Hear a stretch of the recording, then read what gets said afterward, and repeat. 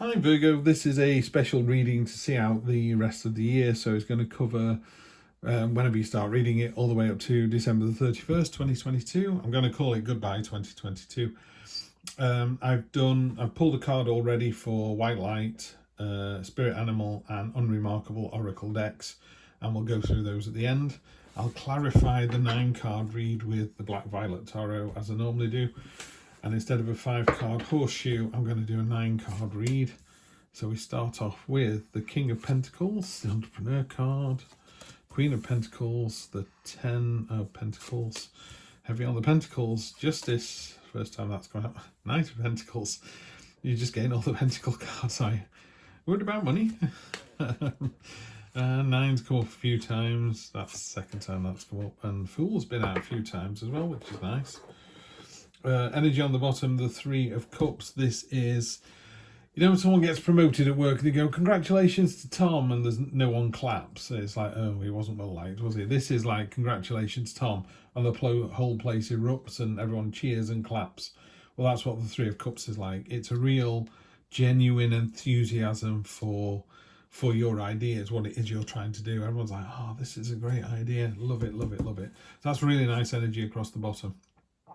So your first column, you got the 10 of Pentacles, which is generational wealth and stability, and it's the very opposite, the very antithesis of scarcity mindset. So this is a positive mindset. It's the completion of one phase. It's a confident card. That's what it is.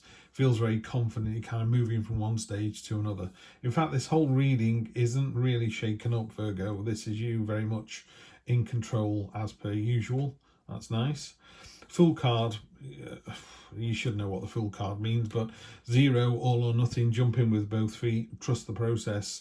Take a leap of faith. Just go for it. Come on, let's go to Hong Kong. When? Tomorrow? Really? Yeah, sure. Okay, wow. You know, when you're lying on your deathbed, you might remember the Lamborghini that you own, but it's the experiences that the Lamborghini gave you, not the Lamborghini, if you see what I mean. Yeah. So that's what's more important, is the experiences we have with other people than the things that we own. You know, a £600,000 watch. £600,000 for a watch on a wrist that tells the time. I mean, I'm assuming it tells the time at that price. I think it'd land me a helicopter at that price. It beggars belief. I'm sorry to go on about this, but £600,000 for a watch. 2 things. 1, don't buy a watch that expensive. And 2, don't make a watch that expensive. Because if you do, somebody who's got enough money will buy one. And it won't be the only watch they own. I'm like, where I live, that's 3 houses. In fact, that's in some places in the UK, that's 60 houses. It beggars belief, it really does. Anyway, that's not what this is about. So the Fool, jump in with both feet. Shall we go to Hong Kong? Yes, we should. Just do it. Yeah, whatever you're planning on doing, do it. The universe has got you back. It's quite happy. Knight of Pentacles. The minute you do the Fool energy, then human beings, the Knight energy creeps in, and the Knight is, she's very steadfast, she's very resolute, she's, you know, someone said, make yourself some armour, and she's, boy, has she made herself some armour. She's built like a tank now. Nothing's getting through, and I mean nothing. No relationships, no feelings are getting through. You kind of bolstered yourself up too much. And it's great. She's done a great job. I mean, she stood on there going, check me out. What a great job. I made it myself. Everyone's nodding, going, yeah, great. These antlers, by the way, stand for stamina and tenacity, and they're repeated in the middle here. So you've got more than enough stamina, more than enough tenacity to see you out for the end of the year.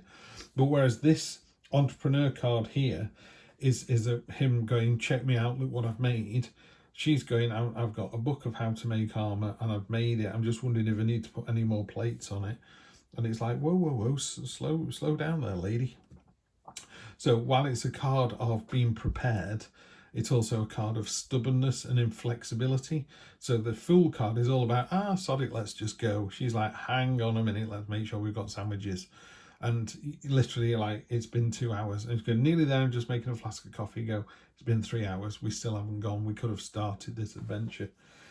So just be careful of that. So you've got the confidence, you've got ready to go on the adventure, and then let me just think about this a little bit. Then in the middle row, pardon me, I've been doing a lot of these, you're 11 of 12. Just you and Capricorn left to go, Virgo. So at the top we've got the King of Cups, which is King of Cool, very laid back, generating a crown of angelfish out of his subconscious.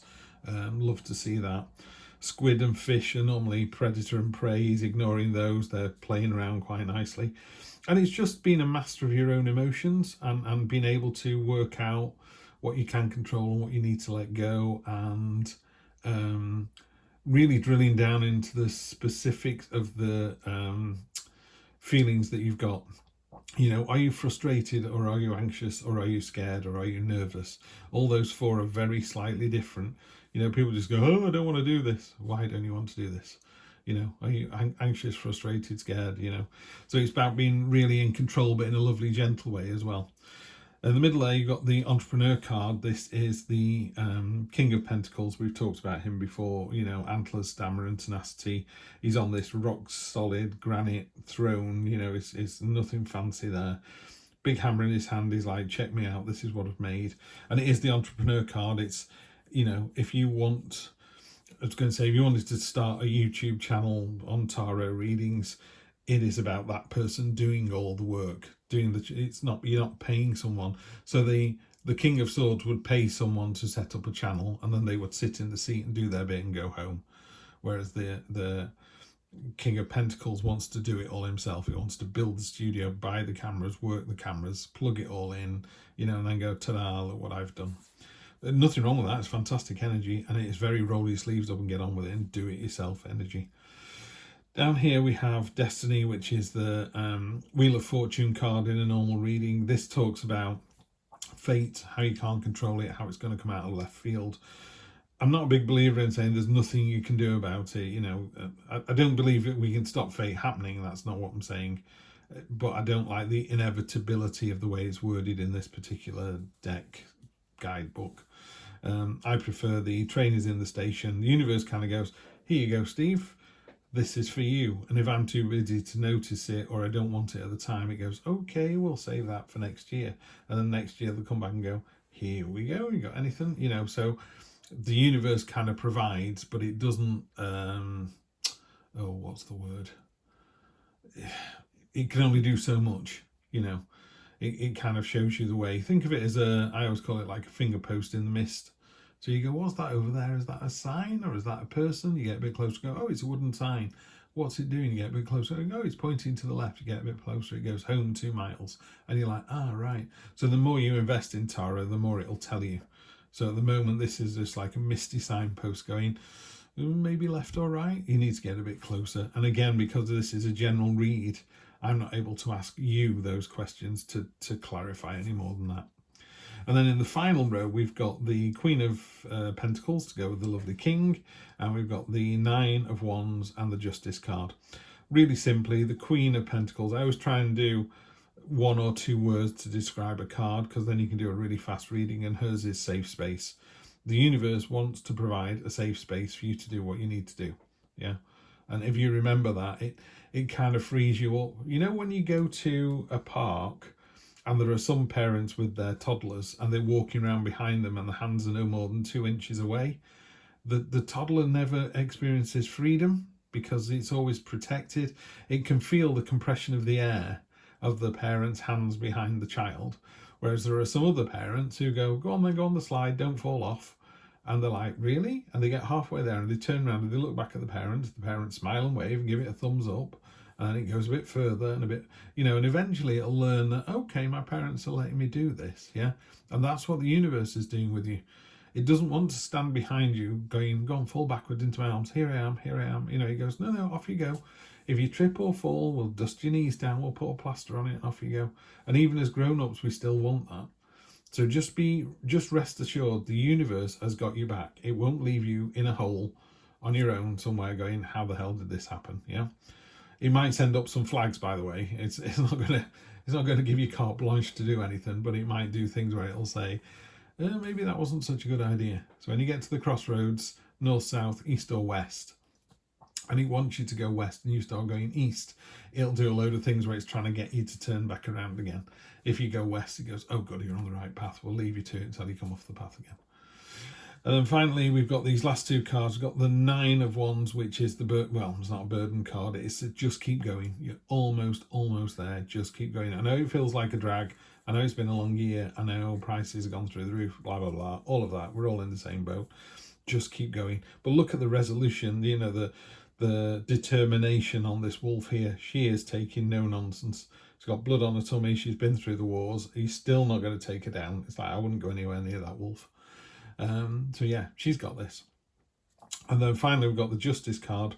In the cold light of day, you know, you can't plead with this person. They're wearing a veil. They will just judge you on the facts and the evidence. You know, were you the best person you could be? Did you do the right thing? Yes or no? That's all there is to it. I love that card. I love when it comes up in the reading. It's just a little reminder. Whenever I get it, I just go, yeah, I have. I've been the best I can possibly be.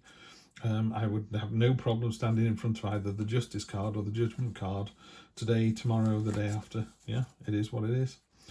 Let's clarify now. So we've got the Empress on top of the King there.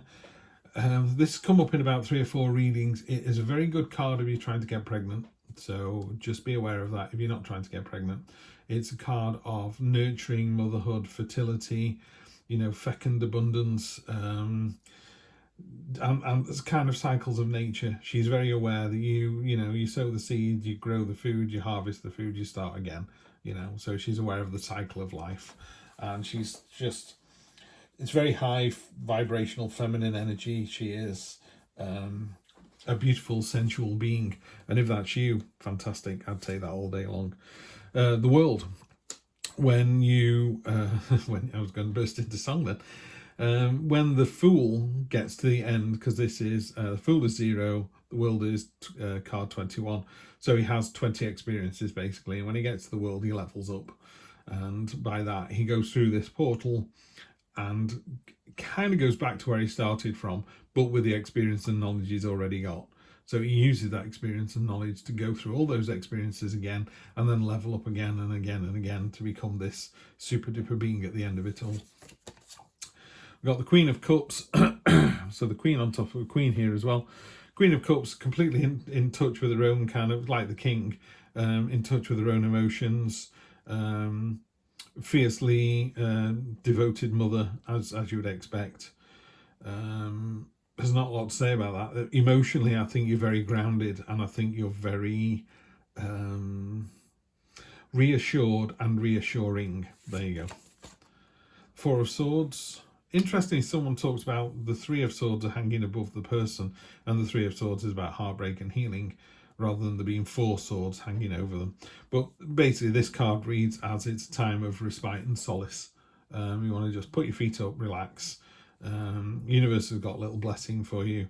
But yeah, just rest and recuperate. We can't be full gas all the time. Two of Swords, going with this Steadfast card as well, you're kind of doubling down a little bit. This card is very stubborn, resilient, steadfast, immovable, and this card is a bit stalematey as well. So just be careful that, you know, if there's no light bulb moments here, but you are really tar pitting this Fool card. It's like, let's think about this. You're getting a bit belt and braces before you go to Hong Kong.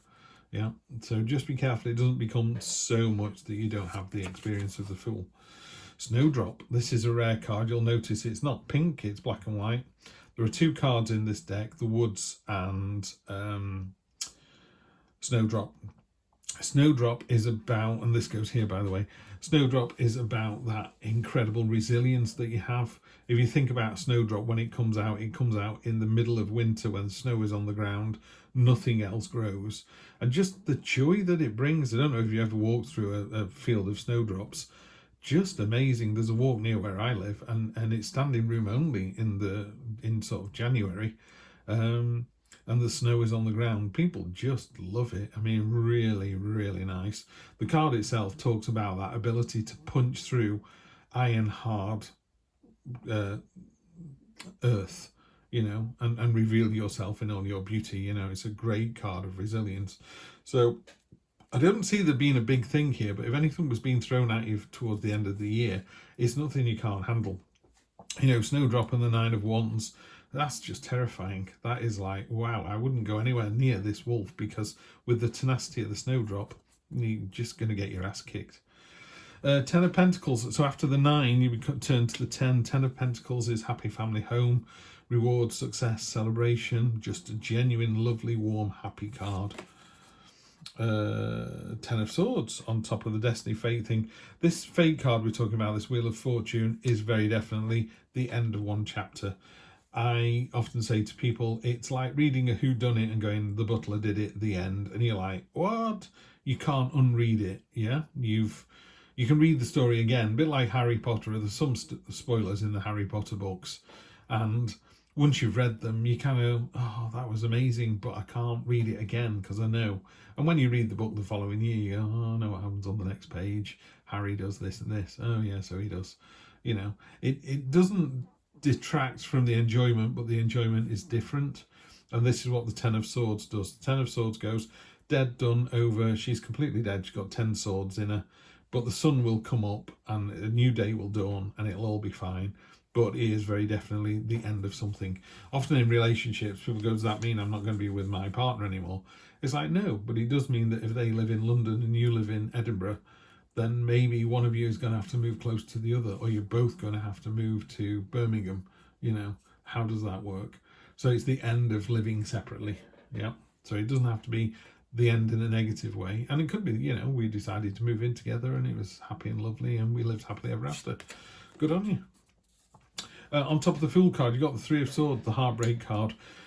This just talks about healing. You know, have you broken somebody's heart? Are they still in a mess? In which case you need to go and talk to them about it and go, do you know what? I looked into the future. I didn't see us together in 5 years. So why was I going to break your heart and stay with you for another 2, 3, 4, 5? Yeah. So, and if you, I would say to people, if you've had your heart broken and the person that's broken your heart is now with someone else, maybe they're married, maybe they've got a family, you just need to walk away. You know, it's done, it's dusted. The universe goes, that was not meant for you. You were meant to have that experience together, but you were not meant to be together. And the same with you with someone else. If someone is, you know, burning a candle for you, you need to just go and tell them and set them straight and go, it's never going to happen. You know, had a lovely time when we were together, but you're not the person I want to spend the rest of my life with. And you might be single at the time when you say that. They go, but you're on your own, might as well be together. It's like, no, it doesn't work that way. We're not supposed to be together in 5 years' time, then we're not supposed to be together today. Yeah, so it's a healing card. You need to heal or they need to heal. And if you can help them do that, you're the better person. And the universe is very happy when things like that happen. So next, we've got these 3 cards. So I don't know these decks because I hardly ever use them. So I'm just reading straight out of the book. So you have to bear with me for a minute as I find this one. So that's 16, 13, 11, Sacred Scar. Okay, so we have Sacred Scar. And the Sacred Scar says, your inner and outer scars are marks of your soul's courage. They are signs of strength and survival, of your willingness to be alive. The Sacred Scar speaks of that which once caused pain, being transformed into higher knowledge and inner power. Trauma shall be transformed through spiritual initiation, leading you from woundedness to wisdom. You have nothing to be ashamed of. Trust the healing process and in the hidden higher purpose behind things happening as they do. You are strong and you shall flourish on all levels. That's really nice. I need to get to know these cards better. I've had this one before, Trust in the Magic. That's a nice one. It's also one of the right at the back of the deck, I think. Yeah, it is, isn't it? Is it the very last one or the penultimate one? I don't know. So it is the White Raven Spirit. Trust in the magic. Nothing in the universe is random, for the intricate web of co-creation weaves together all events and has done so since the beginning of time. Coincidences have meaning, and White Raven Spirit appears to remind you to pay attention to these synchronicities so you can recognize patterns. Even the winds dance in a pattern, participating in the magic of Spirit's plan for all. Pay attention to how things come together as if by magic, and you'll see the hand of the Great Spirit arranging things in your favour. Love it. And then finally, I mean, this is a really nice card. I wonder what that's going to be about. Let me find this for you. I've never used this deck before, so this is the, what are we on now? 11th time I've read this. The greatest gift you'll ever learn is to love and be loved in return. Oh yeah.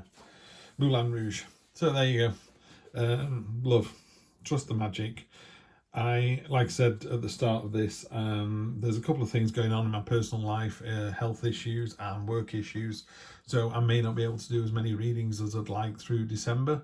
I am going to try and do readings for the new year in December, so they should launch before January the 1st. If all that goes by the wayside for some reason and I don't get in touch, then if you do celebrate, then happy holidays.